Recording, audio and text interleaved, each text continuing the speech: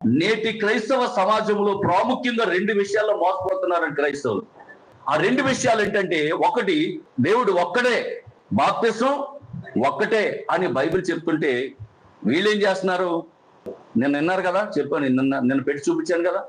ఆయన ఏమన్నారు? ముగ్గురు కలిస్తేనే కానీ సృష్టి చేయలేదంట. ముగ్గురు కలిస్తే కానీ సృష్టి చేయలేదంట అండి. ఒకసారి యెషయా గ్రంథం 44:24 చదవండి.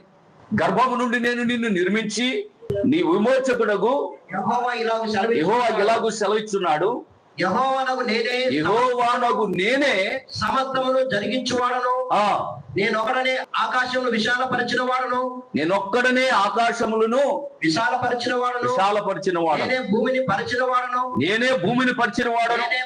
నేను ఒక్కడనే నొక్కి చెప్తున్నాడు ఆయన. సృష్టిని చేసింది నేను ఒక్కడే అంటున్నాడు ఆయన.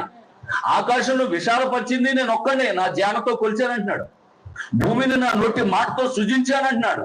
నేను ఒక్కడే ఖచ్చితంగా ఆయన చెప్తుంటే, లేదు నాయన, నువ్వు మీ నాన్న మీ తమ్ముడు కూడా ముగ్గురు కలిపి చేశారు కాబట్టి ఎంత శక్తి వచ్చింది, మీ ముగ్గురు కలపోతే అసలు ఇంత శక్తి రాదు అంటున్నాడు ఆయన. మరి అది నమ్ముతున్నారా, ఇది నమ్ముతున్నారా? ఈ రాత్రి సత్యాన్ని తెలుసుకోండి పిల్లారా. నేను ఎవరిని విమర్శించడానికి రాలేదు, మీ ఊరు విమర్శించడానికి రాలేదు, సత్యాన్ని తెలియజేయడానికి వచ్చాను. సత్యాన్ని గ్రహించండి. కొరింథీయులకు రాసినటువంటి మొదటి పత్రిక 8:6 కూడా చదవండి. ఆకాశమందైనను భూమి మీదనైనను దేవతలు అనబడినవి ఉన్నను మనకు ఒక్కడే దేవుడు.